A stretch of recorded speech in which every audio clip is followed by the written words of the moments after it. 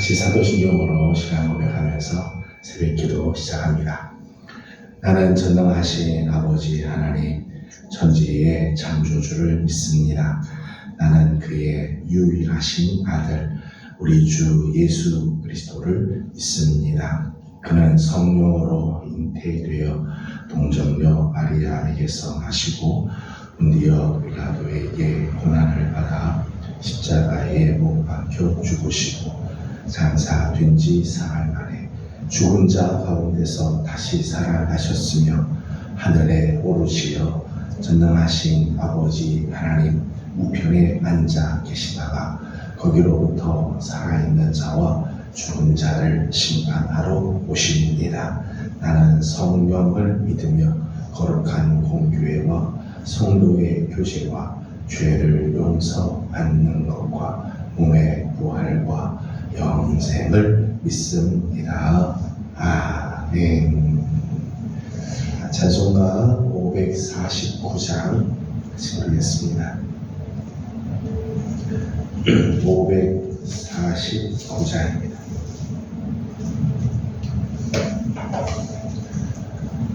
내 주여 뜻대로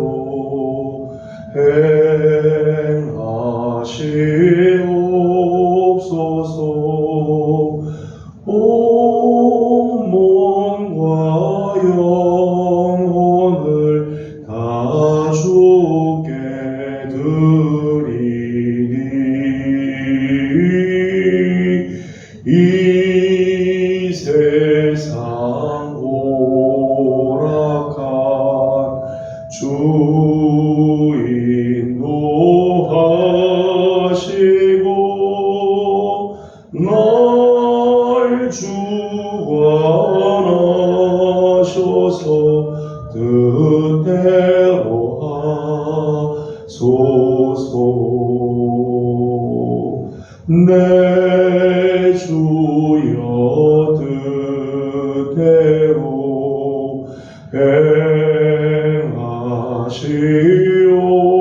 행하시옵소서. 큰 근심 중에도 낙심케 마소서.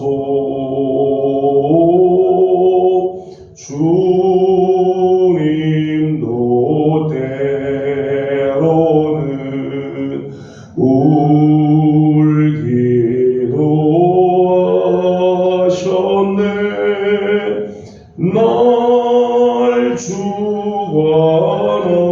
주관하셔서 뜻대로 하소서.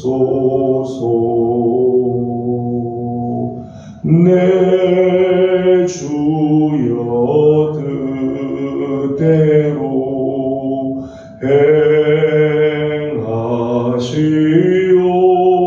행하시옵소서.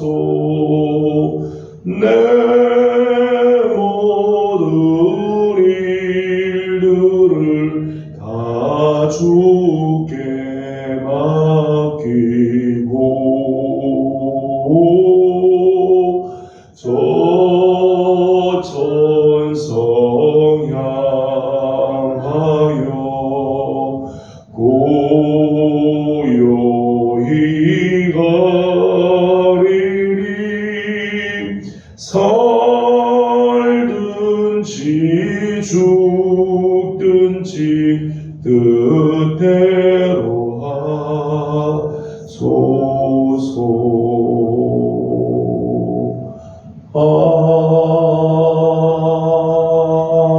아멘. 네, 오늘 아침 우리 주신 하나님 말씀은 마태복음 19장입니다. 마태복음 19장 오늘은 23절에서 30절까지 말씀입니다. 마태복음 19장 23절에서 30절까지 함께 교독하겠습니다.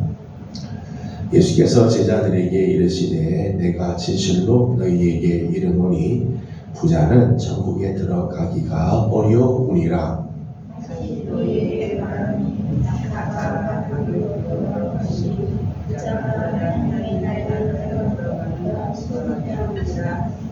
제자들이 듣고 몹시 놀라 이르되 그렇다면 누가 구원을 얻을 수 있으리까? 예수께서 그들을 보시며 이르시되 사람으로는 할 수 없으나 하나님으로서는 다 하실 수 있느니라. 이에 베드로가 대답하여 이르되 보소서 우리가 모든 것을 버리고 주를 따라 싸운데 그런즉 우리가 무엇을 얻으리까?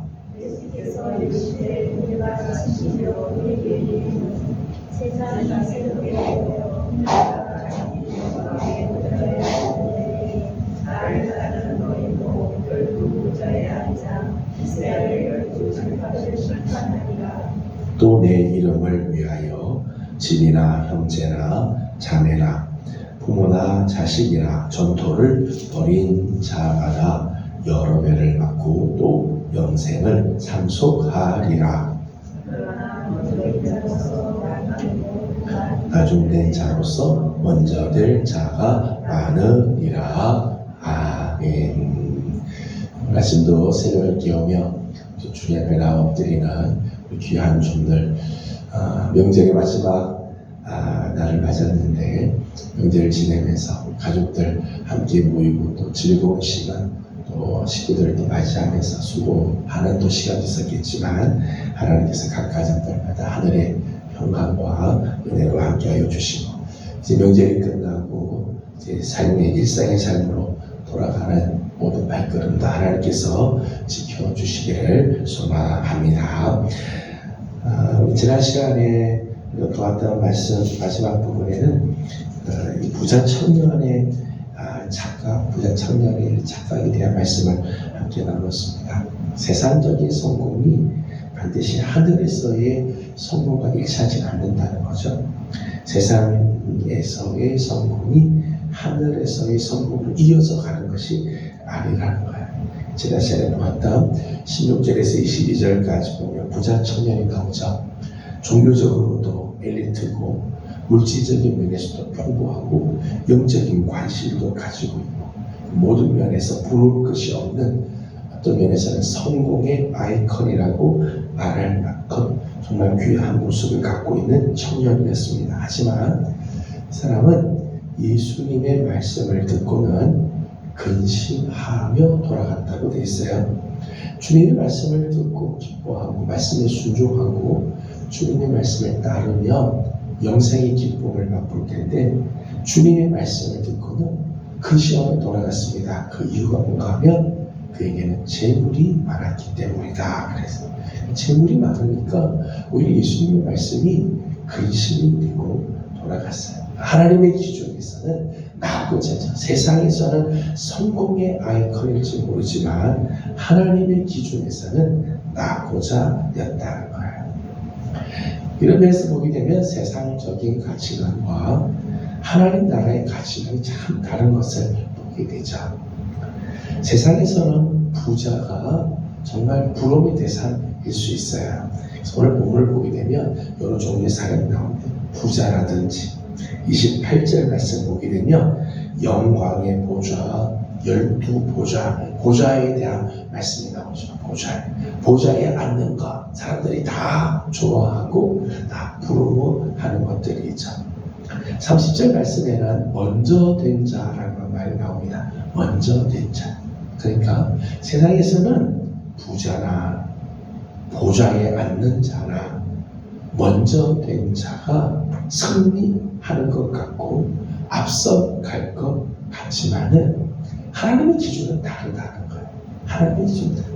세상의 기준과 하나님의 기준, 세상의 가치관과 하나님 나라의 가치관이 다르다는 거예요.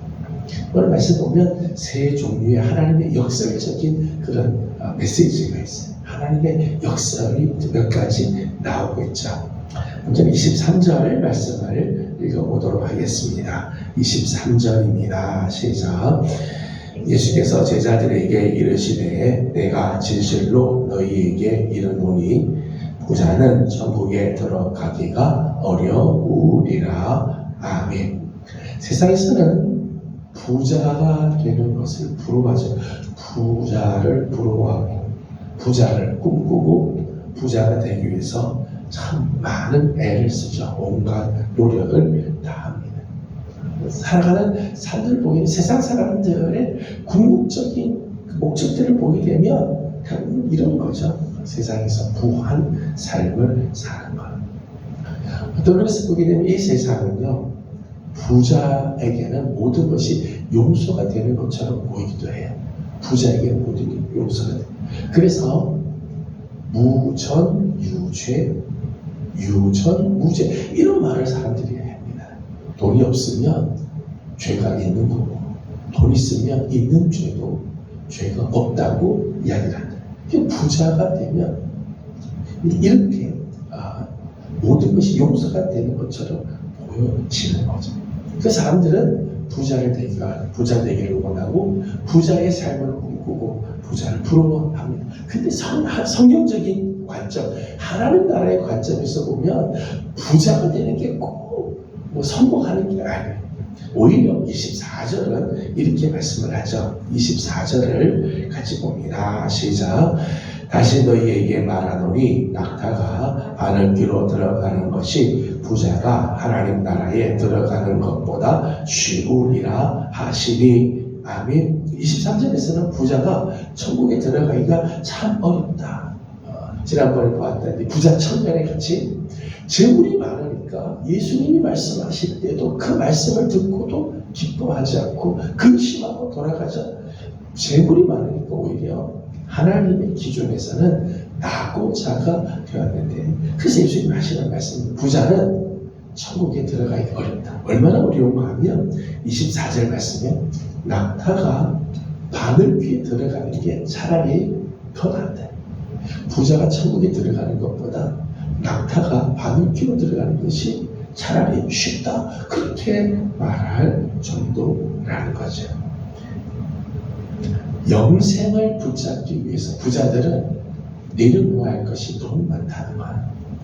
하나님 나라를 붙잡기 위해서 포기해야 할 세상의 것들이 너무 많다는 거죠. 그러니까 부자는 오히려 하나님의 나라를 붙들지 못하고 세상의 것을 자꾸 붙잡으려고 한다는 거예요. 부자의 생각은 아주 다르죠. 이 세상 부자가 되려고 하는 사람들의 생각, 부자의 생각과 하나님 나라의 가치가 전혀 다른 거예요. 여러분, 우리 손에 여러 가지들이 다 같이 붙잡고 있다고 합시다. 겁도 붙들고 종도 붙들고 이렇게 있으면 그 다음에 주면요 더 이상 받을 수 있지 못하죠. 두 손에 다 받을지 뭔가 잡고 있는데 하나님의 말씀을 주시면 하나님의 말씀을 받을 수가 없잖아요. 이걸 내려놔야 말씀을 붙잡죠. 부자는 내려놓지 못한다는 거예요. 내려놔야 할 것들이 너무 많기 때문에 정작 붙잡아야 할 하나님 나라를 붙잡지 못하는 거예요. 세상에는 돈으로 해결하지 못할 문제가 없다. 사람들은 그렇게 생각을 해요. 돈으로 해결하지 못할 문제가 없다. 그러니까 돈이면 모든 게 다 해결된다고 생각을 합니다. 하나님 역사는 그렇지 않아요. 구원을 받는 문제는요, 돈으로 해결되지 못해요. 오히려 돈이 많으면 많을수록 구원에서부터 점점 멀어지고. 왜요? 이걸 내려놓아야 되는데 내려놓지 못하니까. 오히려 세상의 재물은 내려놓아야 하나님의 말씀을 붙잡을 수 있고 구원에 참여하게 된다는 것. 부자의 가치관이 오히려 천국으로 들어가는 길에 걸림돌이 되고 최대의 방해꾼이 되어진다는 것. 하나님의 역사에 세상 사람들은 돈이 좋고 부자가 되기를 원하고 부자가 되면 모든 것들을 다 할 수 있다고 생각하지만 하나님의 나라에서는 아니요, 내려놓는 사람이 더 귀하다. 내려놓지 못하는 부자는 하나님 나라에 들어가기가 힘들다 말씀을 합니다. 두 번째 역설의 부분은 27절에서 29절까지 말씀인데 28절 말씀을 읽어보도록 하겠습니다. 28절입니다. 시작. 예수께서 이르시되 내가 진실로 너희에게 이르노니 세상이 새롭게 되어 인자가 자기 영광의 보좌에 앉을 때에 나를 따르는 너희도 12보좌에 앉아 이스라엘 12지파를 심판하리라. 아멘. 28절에는 영광의 보좌가 나오고 12보좌가 나오죠. 주님께서 앉으시는 영광의 보좌, 주님께서 그 영광의 보좌에 앉으실 때 예수를 따르던 예수님의 제자들도 12보좌에 앉게 된다. 그 12보좌는 이스라엘의 12지파를 심판하는 자리라고 말씀을 합니다. 그러니까 열방 가운데 왕 노릇하는 거죠. 왕. 천하 만국을 다스리고 천하 만국을 지배하는 권세를 누리는 것을 상징하는 거예요. 12보좌는 마지막 주님께서 그 자리에 제자들을, 당신의 사람들을 앉게 하여서 심판하고 왕 노릇하고 다스리게 하는, 권세를 누리게 하는 그런 자리죠. 마지막 영광의 그 자리에. 그 보좌, 12보좌에 앉을 사람은 누가 이 보좌를 획득할 수 있을까?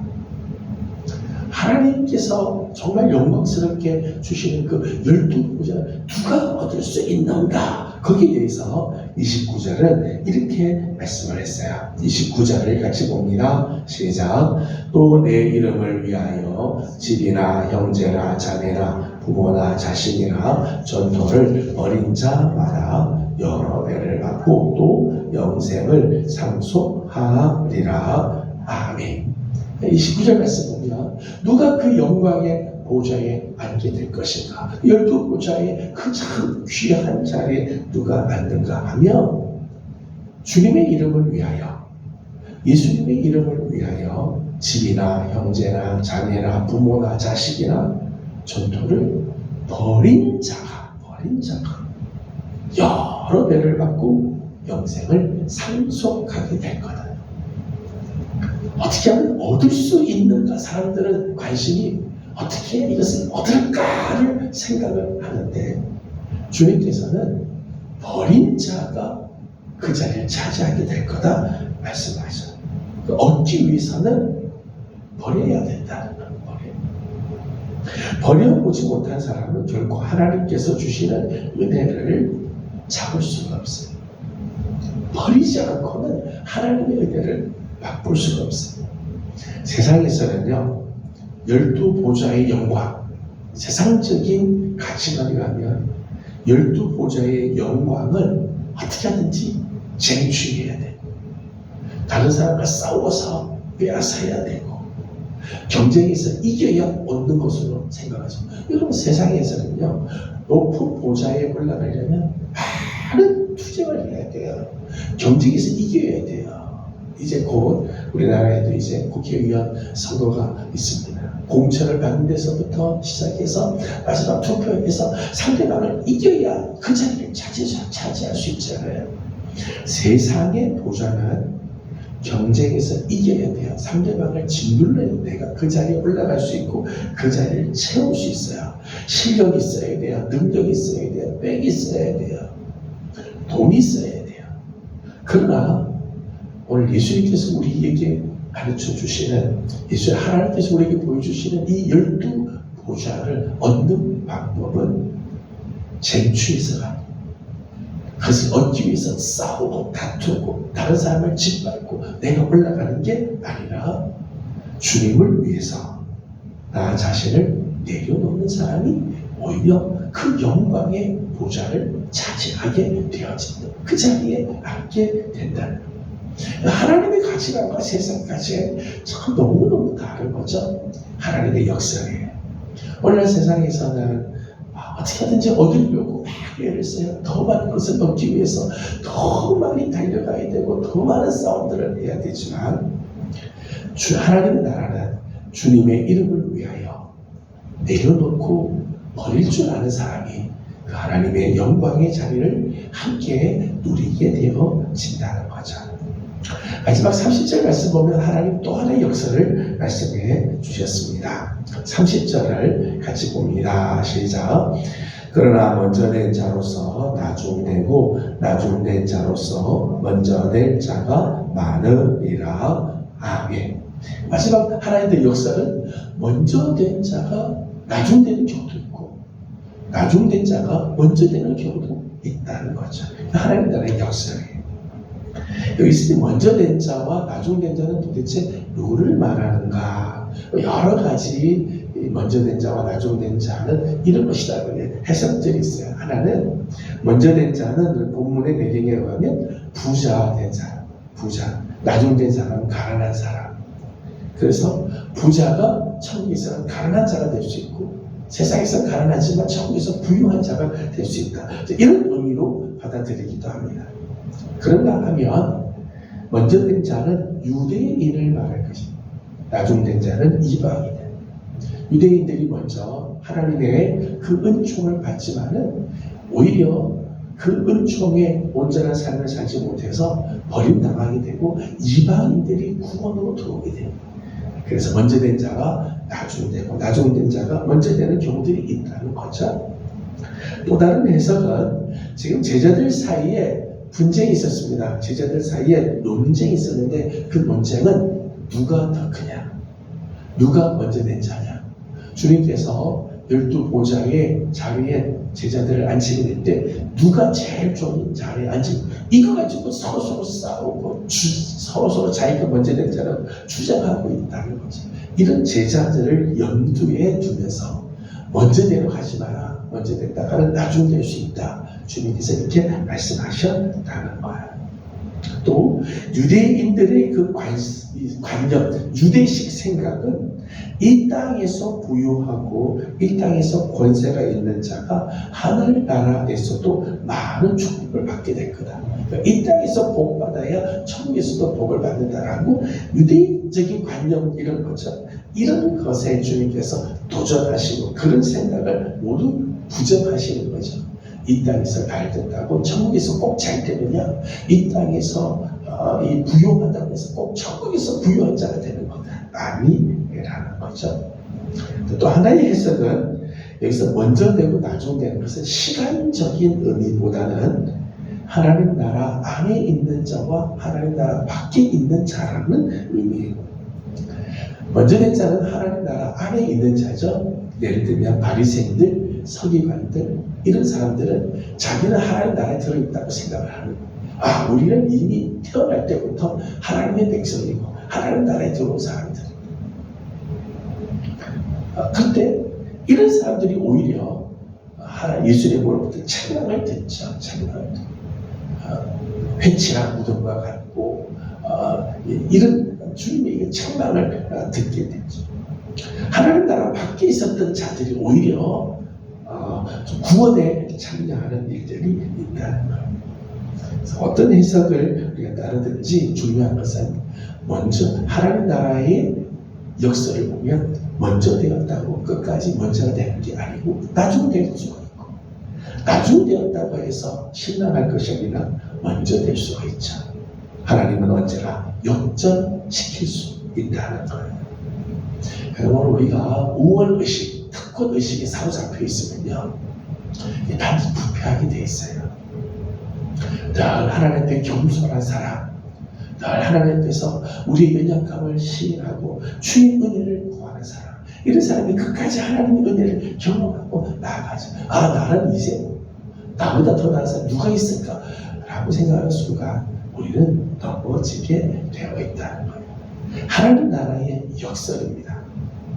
먼저 된 자가 나중 될 수 있고 나중 된 자가 먼저 될 수 있다는 거예요. 우리 늘 겸손하게 하나님 엎드려 기도해야 할 것입니다. 혹시 우리가 먼저 된 자라면 나중 되지 않도록 우리 정말 하나님께 늘 기도해야 돼요. 겸손해야 돼요. 하나님 은혜를 구해야 돼요. 하나님 나로 먼저 되게 하셨는데 마지막까지 이 귀한 자리를 잘 지킬 수 있도록 겸손히 주님 앞에 엎드리며 기도하며 말씀 안에 거하시는 삶을 살아야 되죠. 또 나중된 자라면 먼저 되기 위해서 또 열심히 달려가야 할 겁니다. 우리 하나님은 언제나 역전시킬 수 있어요. 먼저 되었다고 자만하면 나중 될 수 있고 나중 되었지만 평소에 주의 은혜를 구하면 먼저 되기도 하시기 때문입니다. 음력으로도 새해를 또 맞이하였습니다. 우리가 어제 주일 예배를 드리면서 우리가 이제 첫 걸음을 이제 다 뛰고 있다, 이제 그런 말씀을 나누었습니다. 새해를 맞이하면서 오늘 말씀을 보면서 이런 생각이 들어요. 우리 하나님의 놀라운 역사를 우리가 기억하고 세상의 가치관을 쫓아서 올 한해 달려갈 게 아니라 하나님의 가치관을 붙들고 나가는 우리들. 세상의 것을 얻기 위해서 투쟁하고 쟁취하려고 발버둥칠 것이 아니라 주님의 이름을 위하여 내려놓을 줄 아는 삶. 먼저 됐다고 자만할 것이 아니라 늘 주님 앞에 겸손하게 엎드림으로 마지막까지 하나님의 은혜 가운데 거할 줄 아는 삶. 하나님의 역사를 기억하고 살아가는 우리 귀한 성도들이 되어서 올 한 해가 마지막에는 정말 하나님이 기뻐하는 모습, 하나님께서 원하시는 모습으로 나아가는 우리 모든 성도들이 되기를 주님의 이름으로 소망합니다. 기도하겠습니다. 거룩하신 우리 하나님, 은혜와 사랑을 감사드립니다.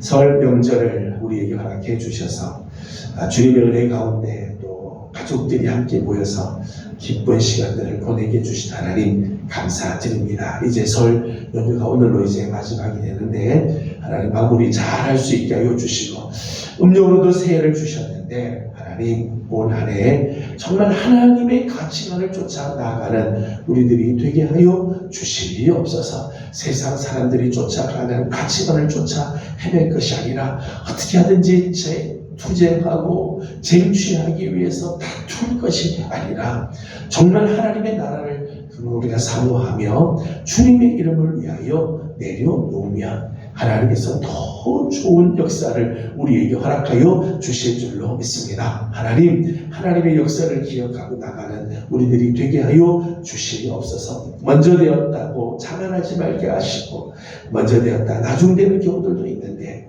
하나님 우리가 삼가 조심하게 하여 주시고 나중되었다 할지라도 우리 하나님 앞에 엎드리면 또 먼저 되게 하시는 하나님의 은혜를 경험하게 될 줄로 믿습니다. 하나님 올 한 해가 정말 하나님이 기뻐하시는 귀한 삶으로 나아가는 우리 모든 성도들이 되게 하여 주시옵소서. 우리 교회를 주님 사랑하여 주시고 우리 예명교회가 치유하여 회복하는 귀한 사명 감당하게 하시고 우리 교회 사랑하는 성도들이 주일 전에 나올 적마다 정말 이 치유를 경험하게 하시고 하나님의 은혜로 회복이 되는 역사들이 있게 하여 주시옵소서. 오늘 아침도 간구하는 기도들이 있습니다. 하나님 우리 기도에 응답하여 주옵시고 먼 길을 간 우리 식구들 돌아오는 모든 발걸음도 우리 하나님께서 선한 길들로 인도하여 주시옵소서. 감사하며 예수님의 이름으로 기도드리옵나이다. 아멘. 하늘에 계신 우리 아버지의 이름을 거룩하게 하시며 아버지의 나라가 오게 하시며 아버지의 뜻이 하늘에서와 같이 땅에서도 이루어지게 하소서. 오늘 우리에게 일용할 양식을 주시고 우리가 우리에게 잘못한 사람을 용서하여 준 것 같이 우리 죄를 용서하여 주시고 우리를 시험에 빠지지 않게 하시고 악에서 구하소서. 나라와 권능과 영광이 영원히 아버지의 것입니다. 아멘. 주신 말씀을 기억하면서 우리 계속해서 기도하도록 하겠습니다. 하나님 나라의 역사를 기억하면서 세상의 가치관, 세상 사람들이 추구하는 삶이 아니라 하나님이 기뻐하시는 삶으로 나아가는 우리들이 되도록 우리 함께 기도하기 원합니다. 오늘 우리 교회를 위해서 기도하는 날인데요. 우리 교회가 우리 이제 치유하여 회복하는 교회로 또 다음 세대들을 위하여 새 성전을 또 준비하고 있는데 선한 역사들이 일어나도록 또 우리 교회를 통해서 우리 지역과 노예가 위로를 받고 힘을 얻고 회복이 된 역사들이 있도록 우리 교회를 축복하며 기도해 주시고 개인적인 기도 제목들 주님께 올려드리고 돌아가도록 합니다. 기도하겠습니다. 거룩하시고 자비하신 우리 아버지 하나님 은혜와 사랑을 감사드립니다. 오늘도 사랑하는 귀한 성도